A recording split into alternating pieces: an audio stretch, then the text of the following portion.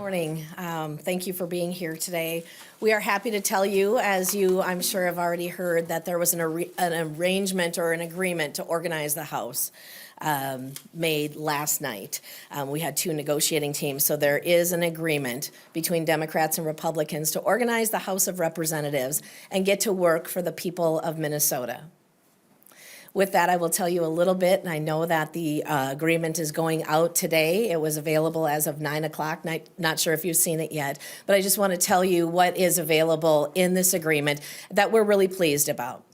As you know, Republicans are at 67 members. Democrats, because of an open seat in Roseville, are at 66 members, and the agreement that has been reached definitely reflects that. We will have, I will be the Republican Speaker of the House for the next 2 years. During the time that we have the one-seat majority, there will be Republican chairs in every committee with a one-vote advantage of the membership. If we would return back to a 67-67 tie in the Minnesota House of Representatives, we would then enlist co-chairs and full equal voting of the membership. There is an important committee that we've talked about that I'm very pleased how this came through in the organizational agreement, and that is the Fraud Prevention and Agency Oversight Committee. As you know, there is record fraud in the state of Minnesota, proven with 3 new cases even just last week. This is something that House Republicans have taken very, very seriously, and with that, the committee will be chaired by Representative Kristen Robbins for the entire 2 years. She will be the sole chair. The makeup of that committee will be 5 Republicans and 3 Democrats through the entire 2 years. That is a win for Minnesotans. We know that we need to stop fraud. We have to first identify it, stop it, and move forward with policies, and we are really pleased to be able to bring that forward. So with that, we had a great negotiating team that came in just this week, and that was Majority Leader Niska, Representative Torkelson, Representative Robbins, and Representative Scott. We met with the same offer that you had been seeing from the Democrats for the last more than 2 weeks, since the 13th. They walked in with the same offer on Monday. I think enough started to shift that they decided they needed to become a little bit more serious in their offer, and so that's when negotiations on Tuesday moved a little bit closer together and true conversations could take place. That is why we are standing here with you today. That was signed by our 5 members that were on the team and their negotiators together in the same room. I know a lot of you wondered what was in that room. I saw some of you pacing back and forth and maybe wondering what was taking place. A lot of good, hard discussions. The best negotiations is when not everyone walks out completely happy. But the compromises that were made, having a Republican speaker with very little limitations over the next 2 years, is a huge win for Republicans. It is a huge win for the state of Minnesota. To have fraud not just talked about, but actually addressed and corrected is a huge win for the state of Minnesota, the taxpayers of Minnesota. We have a lot of work to get done. I know Representative Hortman and I have both agreed that we need to get this done for the people of Minnesota on time. That is the intent. Even with Democrats staying out for 23 days, that is the intent that we have going forward, that we will work for the people of Minnesota and get that work done. House Republicans, although we had started and then the Supreme Court decision changed the start that we had to the session, the work never stopped. Our chairs continued to meet with their committee members, with interest groups, with constituents, to hear bill proposals, and we're dropping a number of bills today that will be our priority. That work continued to go through, so when you see that first committee hearing that'll start Monday morning at 8:15. That first meeting is going to be the Fraud Committee. We are ready to go with a full slate. We look forward to working with our Democrat colleagues as they return today to the chamber, and we look forward to getting the work together. Also with me today is Majority Whip, Representative Nash, and has done a lot of work within our caucus too. So with that, if there's anything you want to add, Leader Niska? Sure, I'll just add a couple of important points on what were important principles that were established in this negotiation. Obviously, in our system, when legislators show up for work, we have elections and we are expected to uphold those election results. And the reality of it is that at any point in time when it was a 67-66 Republican majority, the only outcome of that election was going to be that Lisa Demuth is the speaker. And it's unfortunate that Democrats denied that outcome for several weeks, but that was an important principle that was upheld in this agreement, that election that has to happen when we come together and get organized is going to result in Lisa Demuth being Speaker of the House, and Democrats have accepted that outcome of an election.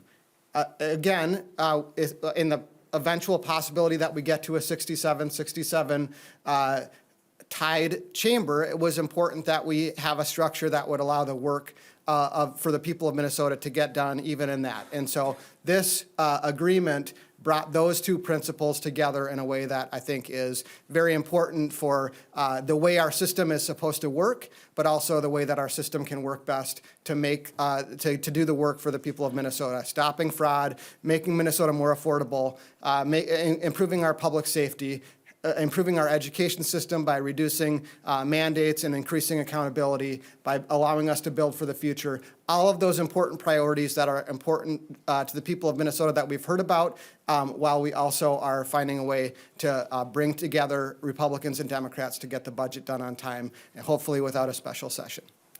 Madam Speaker, you make history officially now. I don't think you mentioned it. Talk to us why you don't talk about that you're the first person of color that will have this gap. Sure. It is my honor to have been selected by my caucus to become the Speaker of the House, and then you will see that vote go through on the floor today. Mary, what you're referring to is something that I don't always bring up, but being a Black woman and having the opportunity to serve as the first person of color and the first female Republican Speaker of the House is an absolute honor. I have always lived my life in a way that your merits should definitely be what drives the things that you do. And so I first want people to consider the fact that I'm qualified to do the job as Speaker of the House in the state of Minnesota. Secondly, knowing that I am making history on two fronts by being a Black woman, the first to hold this position, and then also the first Republican female leader or Speaker of the House is an honor, but I look forward to the day that it will no longer be a surprise or an unusual thing, that those coming behind me will be able to feel like there's no reason why they can't fill these same things if they have the qualifications and the merits that would bring them through. What was it that moved the needle on this finally? I mean, we heard from the Democrats that this was largely the same deal that they had on January 14th. Is that true? And what was it that kind of... That's a great question, because I have also heard that this seems to be the same deal. As I mentioned earlier, when we came in Monday morning, they really had the same deal that they had been offering since the 13th of January. That was not acceptable. That was Speaker for, they said February 6th, thinking that the special election would be called for. What they were really looking at, though, was the fact that they didn't like the math of the situation. They didn't like the fact that there was an open seat, which only gave them 66 people in the chamber. The other thing is that would have been Speaker and title only. Everything else would have been shared. If we went back to a tie, it would have all been 50-50, the co-speaker model, everything. This is a considerable different offer. Things that move the needle forward, I think the public pressure to know that people could stay out of work for 23 days where they had been elected to come in and serve in the House of Representatives, to just stay back because they didn't like the math of the situation. They were losing in the public perception of that. We do have the court case that would have potentially given us the opportunity to get people back into the session and get back into the chamber to do the work. I think a combination of all of those things, and the other thing is 23 days is a really long time to not do what you've been elected to do. So as you hear from your constituents, just go back. You know, we had heard that maybe 1 or 2 Democrats might come back. I don't know if there was internal pressures on them or not, trying to avoid that, but I think a combination of the length, the public pressure, the pending court case, and the fact that we actually have work to do for Minnesotans, and that timeline is shrinking, all fit together. Yourself serving as the speaker, just broadly, not co-speaker, not speaker in name It will only. be That a was single, recent I development. will be the only speaker of the House in the state of Minnesota. It will not be shared over the next 2 years. That was a recent development. That is a yesterday development. What did you have to give up for this deal? You know, I think when we looked at the things beyond and what was going to be, not having Republican chairs for the entire time was something that we definitely gave up. So we have Republican chairs while we are at a 67, 66, and then it'll go back to co-chairs if it returns to a tie. That was a big give because we wanted to make sure that the priorities that we've been hearing about over the years are moved forward. But in a shared model, we know this will be workable. Why did it take this long for the Republicans to agree to seat Brad Tapke? You know, it's really interesting with that seating. What we wanted to do in the House was we wanted to have a full hearing on the situation with Brad Tabke. Again, 14 votes is what he won by. 21 ballots were destroyed by an election official. We will have that full hearing in the Ethics Committee. That is something that we will be able to hear. It'll be obviously public, but we'll be able to hear that in the Ethics Committee. But he's not gonna be able to be unseated, so why did you decide to concede that, and how did you convince your caucus to seat him when some members say that they didn't want to? I think it's gonna be important that we can have that full hearing in the Ethics Committee to really prove the things that were proven both in the court case and the concerns that we have. From there, you know, there could be a recommendation or there could be a report brought back to the full body. That's up to the Ethics Committee, and that hearing will take place in the next couple of weeks. But he won't be able to be unseated. We'll have to see what it results. It doesn't look like it at this point. Like it won't, because the Democrats said they're pretty much their entire basis for this agreement was the fact that Tapke would be seated. So is there any chance that you still wouldn't seat him? You know, it doesn't look like we'll be able to do that. Is there any one thing that forced this agreement to happen last night? Was there any one, or were there a couple deciding factors that now's the time to act? I think the reality of the timing and the ongoing stalemate here as far as them staying out, not coming to work, I think the pressure really got to a number of their members. I can't speak to that, but that's what we had been hearing. Was there pressure on your members as well? You know, our members were showing up for work. There was frustration because we couldn't get bills introduced and we couldn't have our actual committee hearings, but Republicans were here every day doing work from morning until late afternoon. And so there was frustration that we couldn't do it. Is there anything stopping? Torkelson, tell us about the handshake, the no shenanigans handshake. Representative Torkelson and Lead Stevenson apparently had, I was in the room, had a handshake. Do you remember what you called that, Representative Torkelson? Can you demonstrate? Was it like the handshake in the parent trap?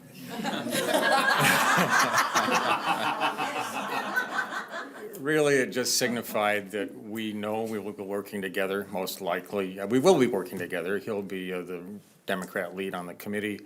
And should we come back to a tie, we will act as co-chairs. It really just signified that we understand that and that we know that we will have to listen to each other and work towards solutions that can actually become law. You know, the work is just beginning. We have a lot of work ahead of us. I'm glad we're getting to it and not delaying that any longer. The question about what made things change yesterday, it was a dramatically better offer from the Democrats that got the ball moving. They made major changes in their offer, and including the Speaker of the House, which is the headline, but there's other things. And it's not just the Speaker of the House with a whole bunch of restrictions. It's the Speaker of the House with virtually all the powers of the Speaker. That's very important to us as a caucus. And, you know, one of the things we talked about a lot in these negotiations was the integrity of the body. That was really threatened by the actions that the Democrats took. And going to the Supreme Court to get told how to operate is not satisfactory. That's not the way the system was designed. We need to do our own work and make our own agreements. Thank you. Was last night the first time they made the speaker offer?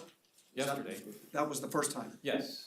If you ask Democrats, though, they say that there is constraints to the speakership. You know, you still need, obviously, of course, 68 votes to pass bills, but that there's some other guardrails that they mentioned. So I guess, you know, Representative Torkelson, you said that the full powers of the speaker, how do you see those terms? Yep, there are a few conditions with that, not near what a co-speaker or a 50-50 would have been. What we see with this, though, is when it comes down to conferees, that we'll have an equal number of conferees that are chosen by Leader Hortman and then myself, rather than the speaker just appointing all of the conferees. That'll be toward the end, when we actually are coming closer to wrapping things up. We'll have the ability to approve any type of absence or remote, each of our own caucus. So I will be able to do that, as will Leader Hortman for her caucus. There would be shared decision-making on any administrative or nonpartisan functions, including appointments to commissions and boards. And so that's something that the speaker typically would have done. Even though the minority has a few people, it would have been more weighted on the majority. So there were some small compromises that acknowledge the fact that if we do go back to a tie, there is some of those concessions. The other thing is that handshake was the no shenanigans handshake, and happy birthday, Caroline. If the speakership was offered Tuesday, or Wednesday, whatever day yesterday was, when did you offer to seat Brad Tapke? Those conversations were taking place as our discussions happened this week. Speaker, can you talk about your governing style from the podium, ruling on germaneness, for instance, in a 67 world? Sure. What's your style gonna be? Yeah, I think that's really important. As you know, we can move bills through committees and out of committees and onto the general register during this time of just Republican control. We know that. We also recognize the fact that we need 68 votes to pass a bill off the House floor, and that we fully know. We've always talked about that. There has to be cooperation all the way through our committees to get things to that point. My style of leadership has always been very collaborative, wanting to work together. As far as those germaneness situations and things come up, I think it's important to recognize that over the last 2 years, with the majority held in Democrat hands and the full trifecta in the state of Minnesota, it really felt like conservative voices were pushed out. What I would like to do as Speaker is recognize how it feels to be in the minority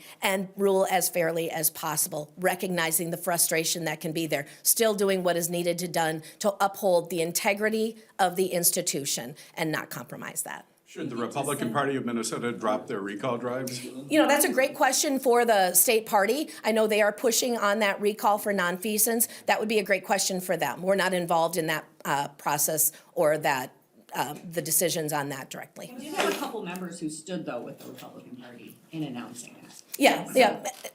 Should those members reach out? You know, as far as how they want to continue working with the state party, they definitely have that right and can do that. But that's a great question for the state party to know where they land on that. That is a very long process. Can you talk about what we can expect from you all while you have the 67, 66 for the next Sure. year? What you will see is you'll see bills that are going to be moving through committee in a very fair manner.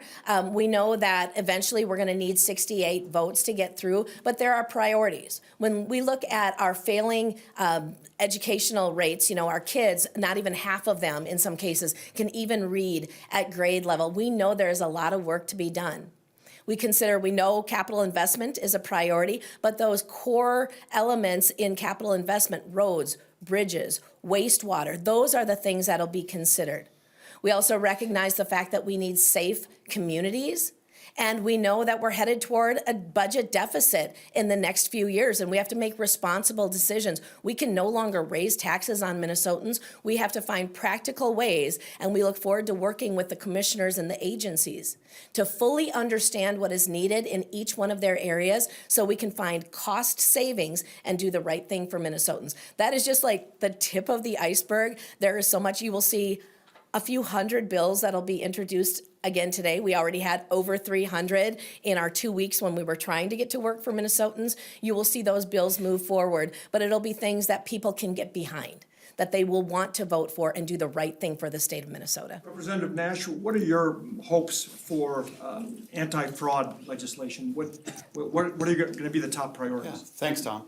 As the speaker just said, and to answer the question that came over here, the top priorities, House Files 1 through 3 will be in my committee at State Government Finance Thursday of next week, and we're gonna pass them out, move them on to the General Register or to Ways and Means. And I think that Minnesotans have begun watching more and more and more as we see more waste, fraud, and abuse. We saw last week about the daycare issues. We've seen a myriad of things, and you and I talked about it when I was on your show. Those are gonna be some of the priorities that Minnesotans are gonna hold us accountable to making sure that we dispense with. We have to address the waste, fraud, and abuse. As Chair of State Government Finance, my commitment to my caucus and to the state of Minnesota is that we're going to get these things moving so that Minnesotans can have a realistic expectation that all 201 legislators are looking to prevent future waste, fraud, and abuse and to hold the past waste, fraud, and abuse accountable. House File 1 through 3, same as before, will you remind us what they are? Correct. Yep. So House Files 1, Chair Robbins can come up and also opine on that, but House Files 1, 2, and 3 will be a new independent inspector general. There will be, House File 2 is a greater enhancement of holding some of the activities accountable, and mine, as House File 3 is, as we've been calling them pejoratively, fraud notes. So those will be in committee on Thursday and out of committee on Thursday. And so I think that if you wanted to talk more waste, fraud, and abuse, that Chair Robbins might also be willing to answer a couple of questions. Well, given that we're about to walk in and see bipartisanship for the first time in a little while, I think that you can expect, yes, that there will be some, because I would be shocked if my colleagues on the DFL side of the aisle were not in favor of preventing waste, fraud, and abuse and to try to slow that down moving forward. Do you feel a sense of urgency to get some of these priorities through committee over the next month or so while you are assured you have the gavels? Well, I have had a sense of urgency since I dreamt up House File 3 on the back of a boat over the summer. So I think that the urgency has been, with a cigar, thank you, Mary. So I had a cigar, and I think that there is an urgency in the people of Minnesota to say, enough. This is enough, and we want some responsible leadership to be brought to bear in St. Paul. We've been down here for every day since the 14th, and what we've been hearing through email and voice messages and other things is get to work. So the urgency has been there from the very beginning, and I think that the urgency you can also see in the election where Minnesotans said we need a change and we need to have an ending of the trifecta. Representative Niska, can we get an update on the Supreme Court hearing that was scheduled? I don't know if it's still happening, but the schedule please. Sure. So we did notify the Supreme Court yesterday that the case that's before them will likely become moot at 3:30 or 3:40 or sometime this afternoon. And our attorneys suggested to the court that they may want to reschedule the oral argument. The court decided to go forward with the oral argument. So I think it's probably happening right now. Madam Speaker, what kind of threat does the potential federal budget cuts give you as far as shaping a budget? Sounds like quite a bit of money might stop coming to Minnesota. You know, we will watch what happens at the federal level and how that directly affects the state. We know that our budget forecast does not come out until March 6th, but already our Ways and Means Chair and our committees are all looking for both cost savings, what we've spent over the past, and taking those things into consideration. We have a lot of work to do in a very condensed amount of time, and we're up for the challenge, but we have to be realistic about both federal and the state dollars that'll be available. I think Peter Callahan has a question. Wow. Birthday girl. So shy. It was my birthday gift to you. Hello, Peter. How are you today? After you're elected speaker. Yes. We understand that there will be a resolution brought to the floor that will contain this agreement. Yes. Do you expect all 67 of your members to vote yes? I can't give you that direct answer right now. I know there's great support for the work that has been done on it. I have a copy of it right here. That's what will be attached, but we'll go ahead and do that as part of the rules, the temporary rules that move forward. I guess meaning, do you have a group that doesn't like this deal? I do not have a group that doesn't like this deal. Everybody is really excited to get to work and start doing the things that they've been elected to do. Madam Speaker, before before you had mentioned rolling back some DEI initiatives. There's been a lot of pushback in the legislature, the governor, even Senate Republicans said, we're not focused on that. How do you feel about that? You know, I had not originally, back in December, talked about rolling anything back. The letters that each one of our chairs sent out to each one of the commissioners, the agencies, asked some basic information. Wanted to know how many of their FTEs were unfilled for more than 6 months.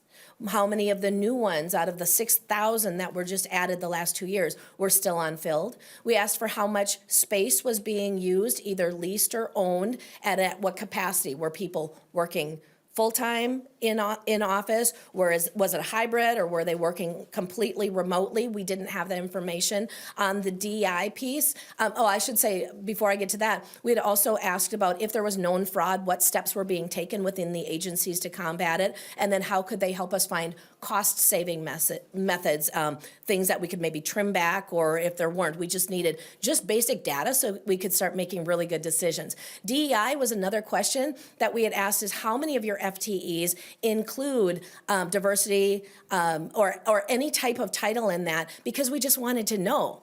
We have different agencies that have different amounts of DEI employees, and we need to know, could we centralize that? Could we bring it together? Is there cost savings in that? We had never talked about rolling it back. Unfortunately, the agencies and the commissioners were prevented from giving us all of that information. But on the DEI piece specifically, what we were told as we started to get answers back is that that is embedded in everything that we do because of the work that's been done. And so in my mind, that means that Minnesota has taken steps so much forward with all state employees that we no longer need specific DEI employees because it is already embedded in everybody that's working for the state. That was really exciting to hear, and we look forward to working toward that. I asked this of the Democrats, but just to make sure we're all on the same page, how do you expect events to unfold on the House floor this afternoon? We are really excited. You know, being in the chamber every day with just 67 members, it has been very quiet and obviously very quick because it's about a 4-minute session until we could actually get organized. I think what you can expect today is a little bit of reserve on both sides, a little bit of, unsureness and nervous, but the excitement when you walk into that chamber as an elected official, you are one of just about 5,000 people to ever hold that opportunity and that honor of serving constituents. And there is an awe that is given when you walk in there. I would hope that everyone, all 133 members, would feel that same bit of awe. From there, we know there's a lot of work to do, and we are going to have to mend fences and build some bridges, and so that we can work together well. But I think today will be a really exciting day in the House of Representatives. Are you gonna give the same speech that you did on January 14th? Do you want me to? Did you like it? I will have just a short and condensed, because I would like to address the entire full body as a newly elected speaker. Can you respond to Republican criticisms that you're giving up on election integrity by allowing Brad Tapke to be seated? I think it's important to recognize that election integrity is important for Democrats and Republicans. We have an opportunity to move forward legislation that addresses the most concerning things out of people that are concerned about election integrity.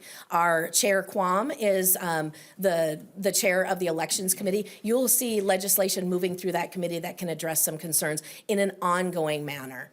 Representative Hortman said that what you guys did for a couple of weeks was akin to playing house. Is that kind of rhetoric going to be difficult to get past as you try to work together?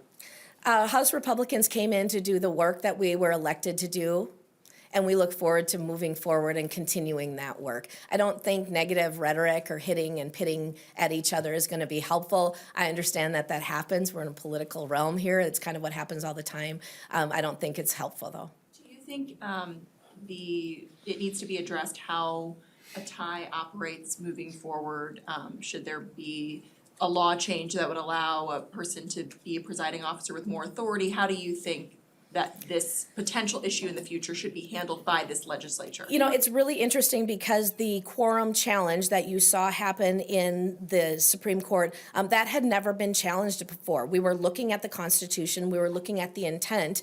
We fully felt that with only 133 members that were even eligible on day one, that a quorum would have been 67. The Supreme Court's opinion was different than that. So these are new findings in ways, something that had never been challenged before. As far as solutions going forward, those are discussions that will be ongoing. There's nothing specific that we'll be doing to address that right now, but ongoing discussions, because even though the Senate can never tie because of their numbers, you know, the full membership, we know the House at 134, a tie could potentially be out there again. It takes 45 years to get to the next one, but here we are. Representative Niska, you've had that motion at the desk these last couple of days. Are you withdrawing that? Are you planning to move forward with that? Going to dealing with pay? Yeah, so if there's a quorum today, there would be no need to make the motion to compel the attendance of absent members. We expect there will be a quorum today. We expect there will be an election of a different presiding officer. And so questions about, that motion and Secretary of State Steve Simon's authority to recognize or not recognize members, really, none of those will be live legal disputes. Hopefully at 3:45 or whenever today we have a change in the circumstance in the House. And what will your title be? Maybe I missed it. Are you gonna be majority leader, minority leader? Is that gonna change? So the 67, 66, it's a Republican majority, so I'm the majority leader. And after the tie, do you think your title? I guess we'll have another conversation about that. Just for 1 minute too, I know that Chair Robbins is here, and she does have that very first official fraud meeting, the first official committee meeting of this going forward, and the fraud. Representative Robbins was also a part of our negotiating team too, and so I'm going to have her speak for just a moment. Thank you. Look forward to the first fraud committee meeting, 8:15 on Monday morning. The OLA will be coming to present on all the different recommendations that have not been followed by the agencies. So this will be our great first look as a bipartisan committee on the ways that we as a legislative branch can exercise oversight of the executive branch. And I very much look forward to our colleagues being named. I expect that to be this afternoon, so we'll see who joins us from our Democrat colleagues. But we're very much ready to hit the ground rolling on Monday morning, so hope many of you will be there. And in addition, on the work on the committee, I just want to stress that my colleagues have already shared that this is a win for co-equal branches of government. And that is the most important thing that history will record on this outcome of this negotiation. If all the majority party had shown up on January 14th, Representative Demuth would have been elected Speaker that day for 2 years. And we finally got that same outcome where she will be Speaker Demuth for 2 years. And that is very important for the integrity of the legislature, that we are not being told what to do by the courts, that we are not being told what to do by the executive branch, but that we as an independent, co-equal branch of government have gotten to the result we would have gotten to if they had not denied quorum. And denial of quorum is not a way that ties should be addressed going forward. So I'm thrilled with that outcome. Is your committee and chairmanship, Chair Robbins, one of the biggest political victories, though? I think speakership seemed inevitable, but is this a big win for you? Yes, we're very grateful, and I think it shows the commitment that Minnesotans want us to do this work. And I think the strength of our committee going forward and the fact that I will continue to be chair for 2 years and not go to a co-chair relationship shows that we are committed to doing this work and that we are responding to what Minnesotans want. They don't want their taxpayer money wasted, and they also want services provided to people who need them. And that doesn't happen when there's fraud. People who deserve services are not being well served. Representative Niska, on the motion that you had to compel members back, you also wanted to preclude them from getting per diem pay for the rest of the session.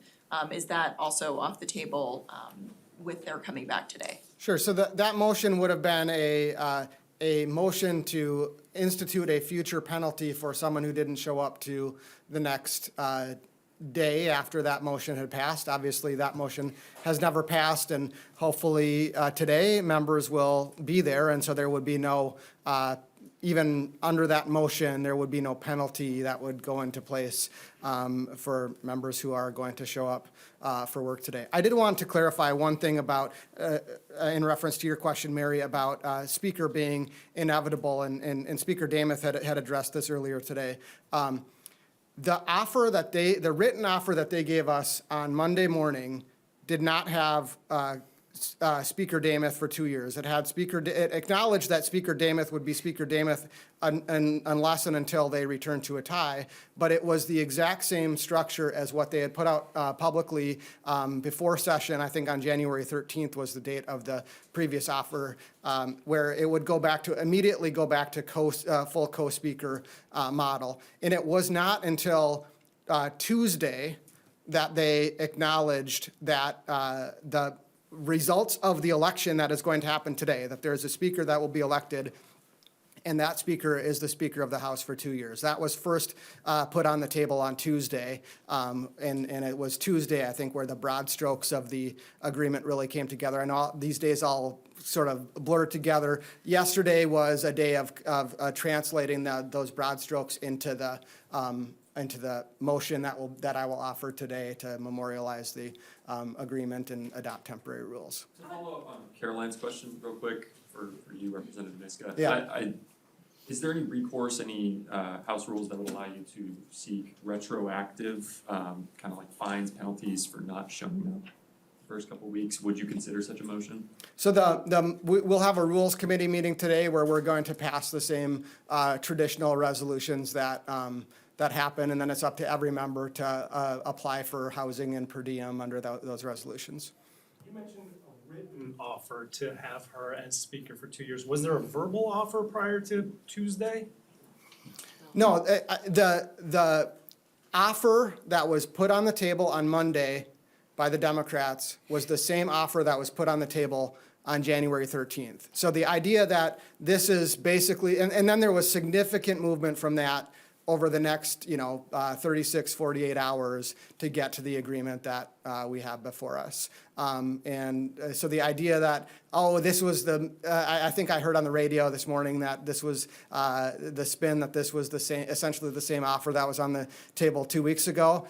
If that were the case, then they moved significantly backwards on Monday. I don't think that the Democrats are saying that they did that. I think they're trying to massage a little bit to save a little bit of face about the agreement that they ended up having to accept.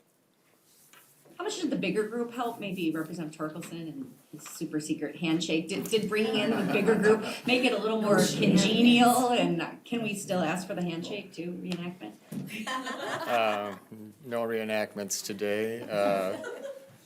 I think, yes, it helps to have more people in the room, but I'm so proud of our Speaker-to-be and Majority Leader, because they held strong throughout these negotiations and negotiated in a respectable way. I think that's so important. We've talked a lot about the institution and the integrity of the institution. There's some repair work to be done, frankly. We need to have a better understanding of how we resolve issues like that might come up like this in the future. Ties are very unusual, but they have happened now twice in Minnesota history. If you know the 1979 history, you know that ended very poorly for Republicans. That's not going to happen in 2025. This will not end poorly for us because we've constructed an agreement that protects our caucus and the integrity of the institution. Will it end on time? Yes. Yes. Yes. It has to end. Now, you might want to qualify what that ending looks like. June 30th. We're going to work hard to end this on time with an agreement. It's got to happen. And why not get the work done in a timely fashion? Many of us from outstate have other lives besides our work here at the legislature. I'm a farmer, for instance. We have work to do besides sitting here butting heads with our colleagues. So I certainly will be pushing hard to get an agreement in place on time. Just my chainsaw collection. You know, that we'll let the history writers decide if that is historic or not, but I do have by far the largest, most complete, most significant chainsaw collection in that room. I think the discussion would maybe more accurately be described as Representative Torkelson chainsaw shaming Representative Fortman for her smaller chainsaw collection. Thank you. Thank you. Thanks.